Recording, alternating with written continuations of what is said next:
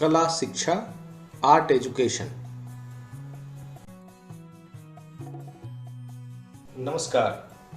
बात करते हैं कला शिक्षा की। कला शिक्षा क्या है? कला शिक्षा को जानने से पहले हम जानें कि कला क्या है।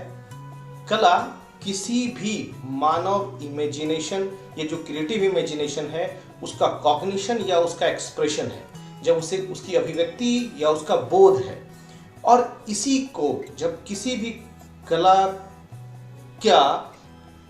कला का यदि हम शिक्षा में समावेशन करते हैं, किसी पढ़ने, सीखने या सिखाने की क्रिया में समावेश करते हैं, तो इसे हम कला शिक्षा कहते हैं। कला सीखने और सिखाने का एक सशक्त और मनोरंजक माध्यम है। यह सीखने में भी मदद करती है और सिखाने में भी। और चूंकि सीखने सिखाने का काम किसी विषय वस्तु पे होता है, इसलिए हम कह सकते हैं कि कला शिक्षक, विद्यार्थी और विषय वस्तु को जोड़ने का काम करती है।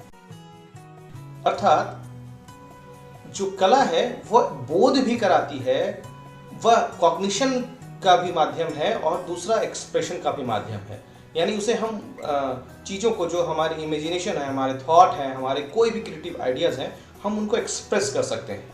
तो अगर इसे गौर से समझने का प्रयास करें तो आर्ट एक लैंग्वेज का काम करती है, जो किसी भी मानवीय भावों को और किसी भी अपने जो उनकी सृजनशीलता है उसको एक विस्तार से प्रकट करने का, एक व्यापक श्रेणी में चीज़ों को प्रकट करने का अवसर प्रदान करती है।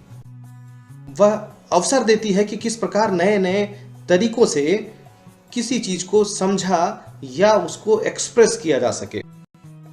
जब एक 5 साल का बच्चा स्कूल में पहुंचता है, यूजुअली आप देखेंगे हमारे देश में जो पहली क्लास में बच्चे पढ़ने जाते हैं वो 5 साल पूरे करने के बाद जाते हैं। जो 5 साल पूरे करने के बाद वो जब जाते हैं पहली बार कक्षा में, तब उनके पास 4000 से ऊपर शब्दों का शब्दकोश बना हुआ होता है। विद्यालय वो गया नहीं, फिर भी ये 4000 शब्दों का शब्दकोश कहाँ से आया, वो कैसे सीखे? तो कहीं ना कहीं जो बच्चे होते हैं वो स्वाभाविक रूप से सीखने की उनमें लक्षण होते हैं और वो सीखना चाहते हैं, वो सीखने के लिए बने ही होते हैं। प्रत्येक बच्चा सीखना चाहता है।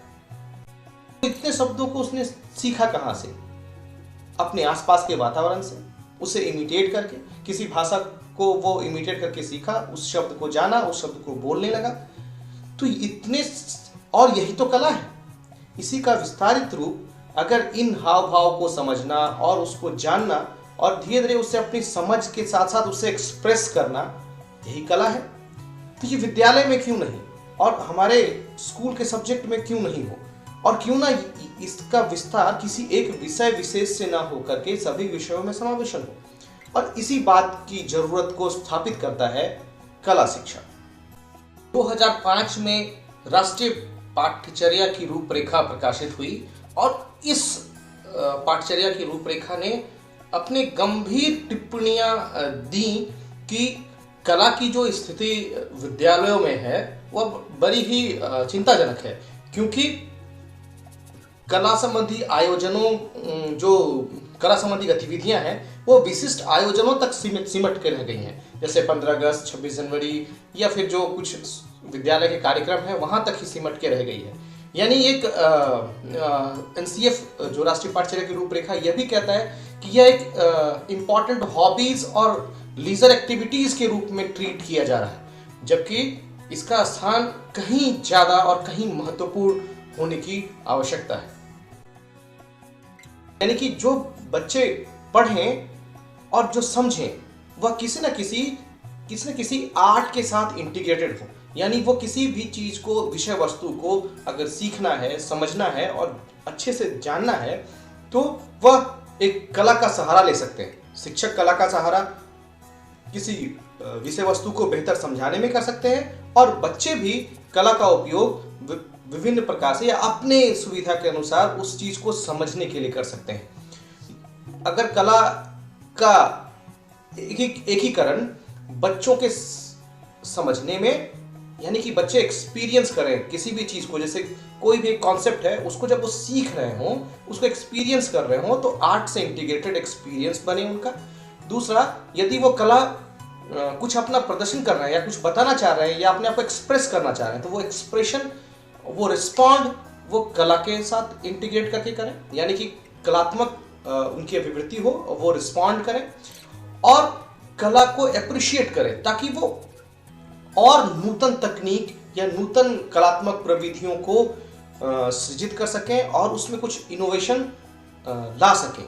यह बात हमें समझने की आवश्यकता है कि जब हम हर बच्चा अपने ज्ञान का निर्माण स्वयं करता है, इस बात को हम शायद जो कंस्ट्रक्टिविज्म है उसके द्वारा जानते हैं, और हम बहुबुद्धि सिद्धांत के अनुसार यह भी जानते हैं कि प्रत्येक बच्चे या व्यक्ति में भिन्न भिन्न प्रकार के बुद्धि होते हैं, और किसी में कोई किसी प्रकार खास प्रकार की बुद्धि ज़्यादा हो सकती है, किसी में कम हो सकती है। यानी कि कला जो है वह मल्टीपल इंटेलिजेंस के जो सिद्धांत हैं उनके तहत और कंस्ट्रक्टिविज्म है उनके तहत, उन दोनों के पहलुओं को या किसी और भी पहलू को देखें तो कला शिक्षा एक महत्वपूर्ण एक प्रभावी माध्यम बनती है, जिसके द्वारा किसी भी विषय वस्तु को आसानी से या प्रभावी ढंग से समझाया जा सकता है। कला विज्ञान के तरह किसी भी कार्य को एक ही तरह से करने के लिए नहीं विवश करती। यह तो आज़ादी देती है कि आप किसी एक चीज़ को कई तरीके से कर सकते हैं। एक फूल बनाना है तो किसी रंग का बना सकते हैं, उसकी कितनी पंखुड़ियाँ चुन सकते हैं और कितने चीज़ों को आप इसमें समागम कर सकते हैं। यह एक अनंत विस्तार देता है चेतना को, मन को, और यह कहीं ना कहीं ज्ञान और मन को जोड़ने का कार्य भी करता है।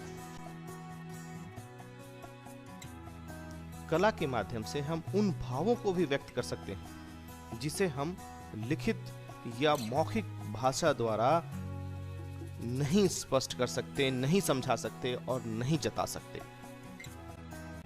यह बात तो बिल्कुल दावे से कहा जा सकता है कि कला शिक्षा या कला सीखने की क्रिया को पंख देती है। धन्यवाद।